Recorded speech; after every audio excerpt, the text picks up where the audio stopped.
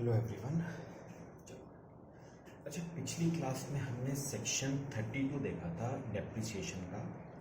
काफ़ी सारे हमने एग्जांपल्स करे थे और उसमें मैंने एक बड़ी इम्पॉर्टेंट बात आपको और बताई थी कि डेप्रिसिएशन सेक्शन 32 में फिक्स्ड असेट्स पे या तो डेप आएगा या प्रॉफिट और लॉस ऑन सेल आएगा, या तो डेप आएगा या कैपिटल गेन और कैपिटल लॉस आएगा। दोनों चीजें एक साथ एक केस में नहीं आएंगी, या तो डेप या तो कैपिटल गेन और कैपिटल लॉस। ठीक है, अभी ना मैं सेक्शन 32 को ही आगे बढ़ा रहा हूं और जरा ना थोड़ी सी सेक्शन 32 हमने जब शुरू किया था वो जरा याद करना। जब हमने सेक्शन 32 शुरू किया था तो मैंने आपको बताया था differences between accounts and tax. मैंने आपको यह बताया था कि डेप जो आप अकाउंट्स में निकालते हो और डेप जो आप टैक्स में निकालते हो, दोनों में क्या क्या डिफरेंसेस है।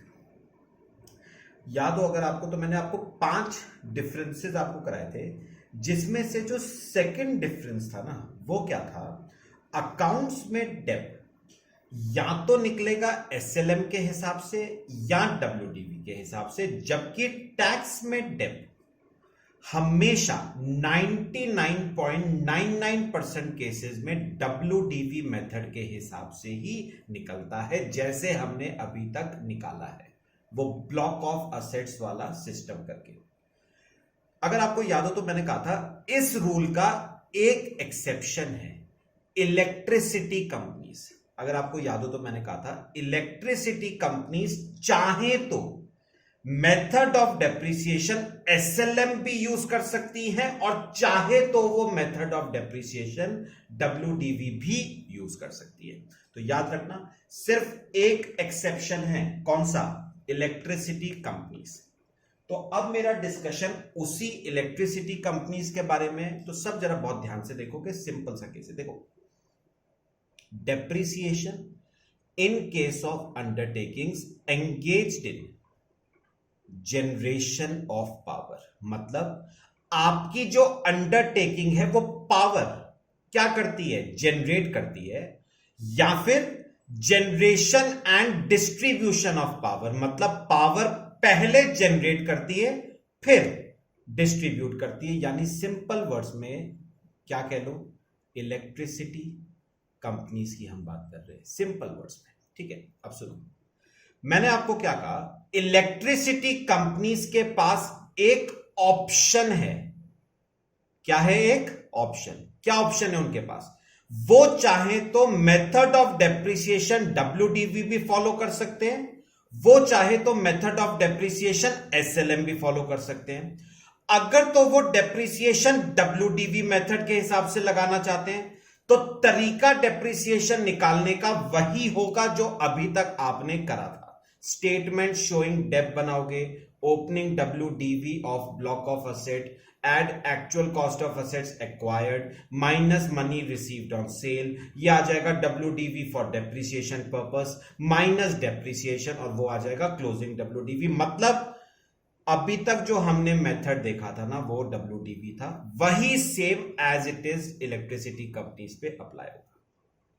अच्छा, वो अगर चाहे तो मेथड ऑफ डेप एसएलएम भी यूज कर सकती है। अब एसएलएम में ट्रीटमेंट कैसे होगा वो हमने डिस्कस करना है, डब्ल्यूडीवी में ट्रीटमेंट कैसे होता है वो हम ऑलरेडी डिस्कस कर चुके हैं। मेरी बात बहुत ध्यान से सुननी है, सिंपल सा केस। देखो,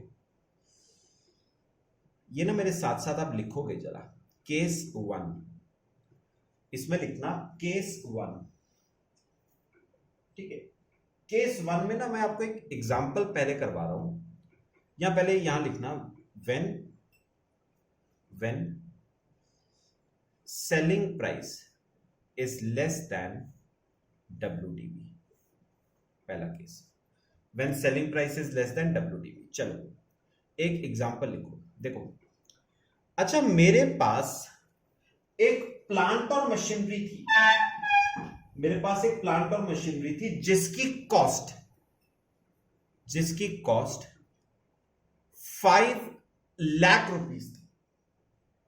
ठीक है, अच्छा, इस पे डेप ऑलरेडी 4 लाख रुपीस का डेप ऑलरेडी लग चुका है, तो इसकी जो WDV अब बची है वो बची है 1 लाख।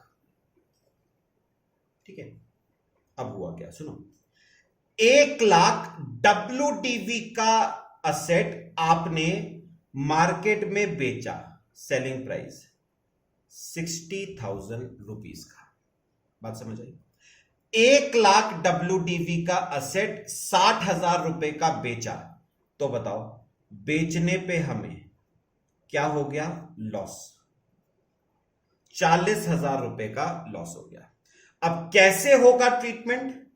आप बनाओगे पीएल, चलो अपने आप मेरे को बताओ, loss on sale of plant and machinery किस साइड पे जाएगा? 2 साइड पे, तो 2 लॉस ऑन सेल 40,000 पक्का। अब सुनो, अब जो मैं बोलूंगा वो ध्यान से सुनना। गवर्नमेंट आपको ध्यान देना, हम एसएलएम मेथड में ट्रीटमेंट कर रहे हैं, ठीक है? WDV तो कर चुके हैं, हम एसएलएम में कर रहे हैं।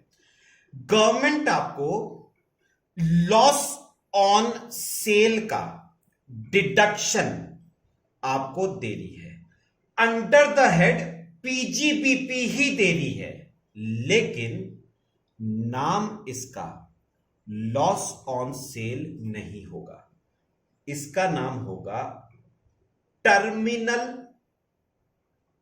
डेप्रिसिएशन 40,000। तो मैं अगर पूछूं ये टर्मिनल डेप्रिसिएशन है क्या? ये loss on sale of plant and machinery ही है, इसका डिडक्शन आपको PGBP हेड में ही मिलेगा, लेकिन लॉस ऑन सेल के नाम से नहीं मिलेगा। इंस्टेड हम इसे क्या कहेंगे? Terminal depreciation. तो इसका गवर्नमेंट आपको क्या दे रही है बताओ? डिडक्शन दे रही है, under the head profits and gains from business and profession. अच्छा एक बात और, अगर मैं आपसे पूछूं टर्मिनल डेप्रिसिएशन का फॉर्मूला कैसे आया, ये 40,000 कैसे आया, तो क्या कहोगे? WDV minus selling price.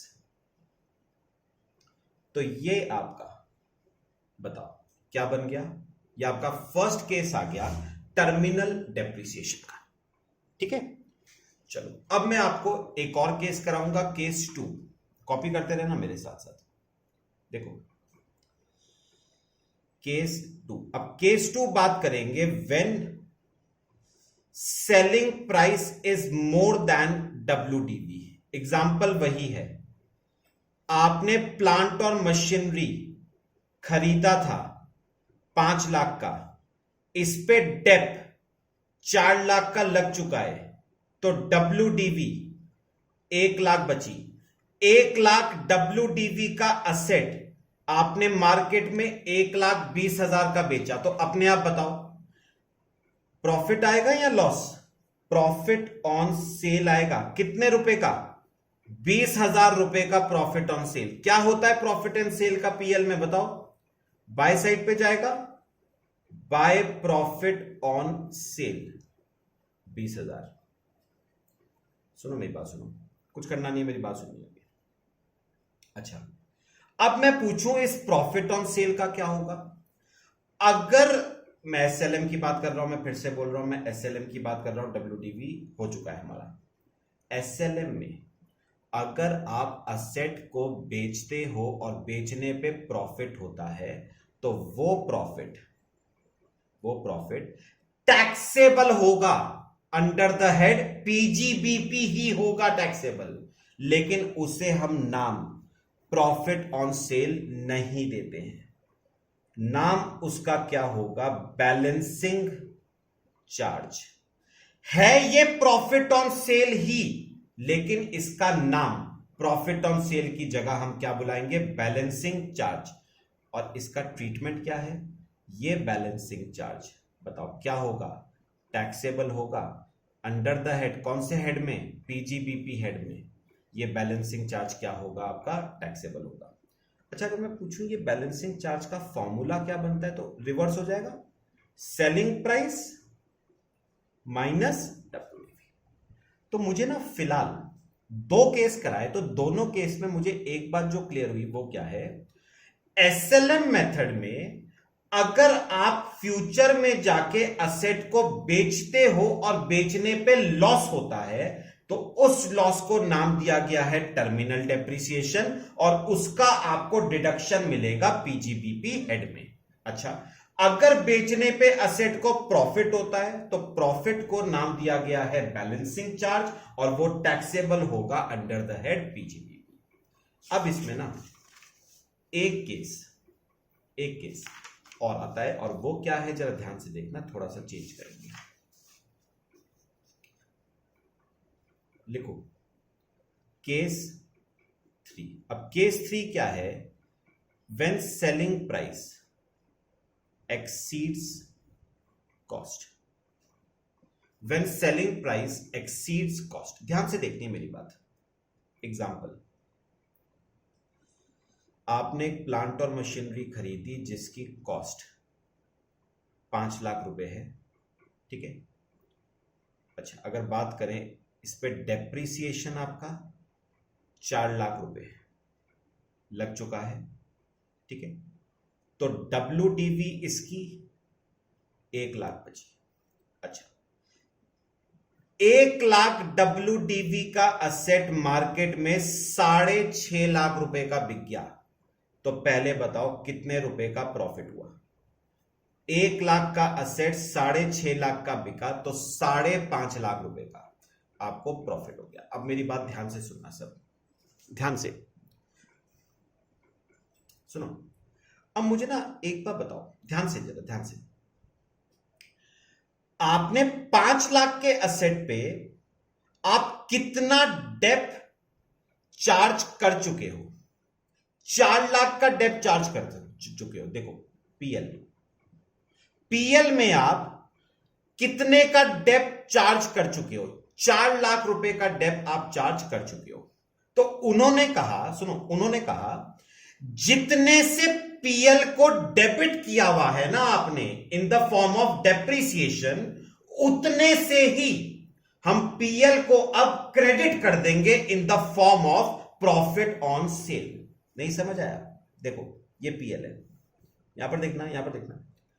मुझे बताओ आपने पीएल को कितने रुपए से आपने डेबिट किया था?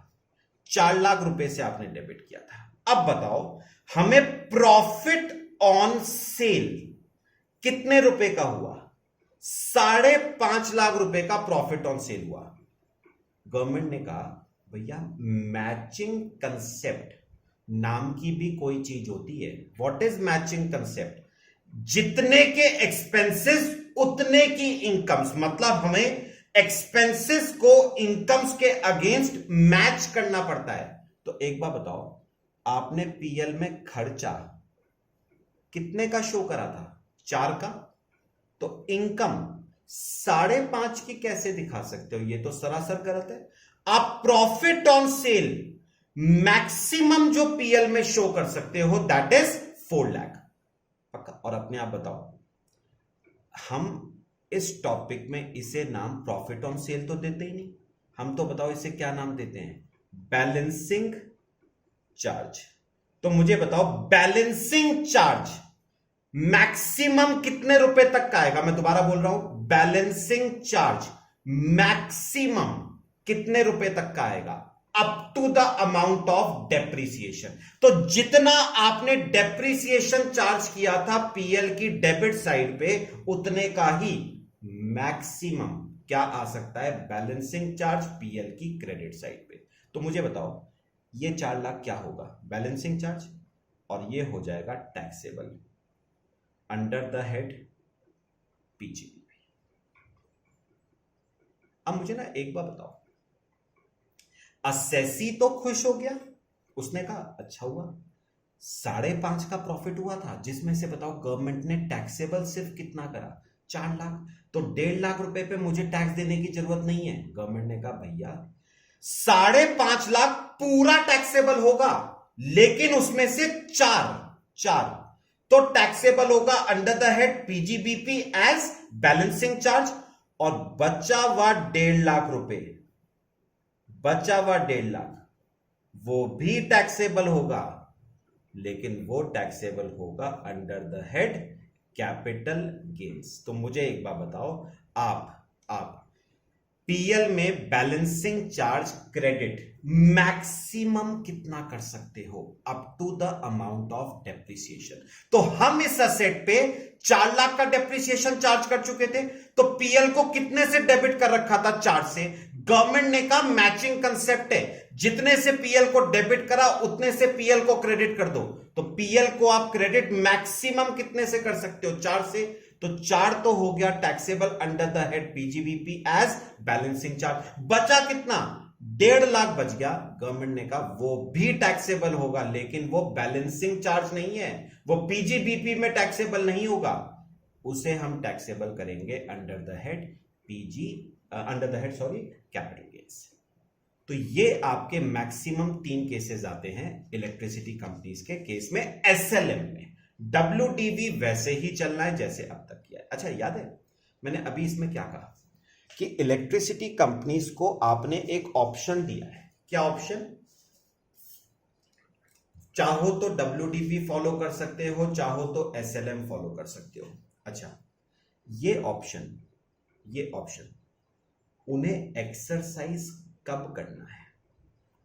इन द ईयर ऑफ कमेंसमेंट। मतलब option is to be exercised in year of commencement. मतलब इलेक्ट्रिसिटी कंपनीज ने जिस साल में बिजनेस शुरू करा है ना, उन्हें उस साल में डिसाइड करना पड़ेगा कि उन्हें डब्ल्यूडीवी को फॉलो करना है या एसएलएम को फॉलो करना है। कब डिसाइड करना पड़ेगा, कब चुनना पड़ेगा मेथड?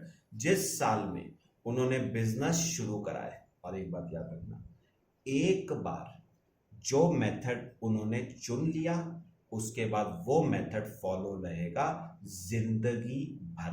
मतलब अगर मैंने इन the year of commencement WDV चुन लिया ना, तो जब तक कंपनी एग्जिस्टेंस में है मुझे कौन सा मेथड फॉलो करना पड़ेगा? डब्ल्यूडीवी ही फॉलो करना पड़ेगा। और एक बार अगर इलेक्ट्रिसिटी कंपनी ने एसएलएम चुन लिया, तो लाइफ लॉन्ग उन्हें कौन सा मेथड फॉलो करना पड़ेगा? एसएलएम ही फॉलो करना पड़ेगा। ठीक है? अच्छा, इस पे एक क्वेश्चन मैं आपको अगले लेक्चर में कराऊंगा। Till then thank you.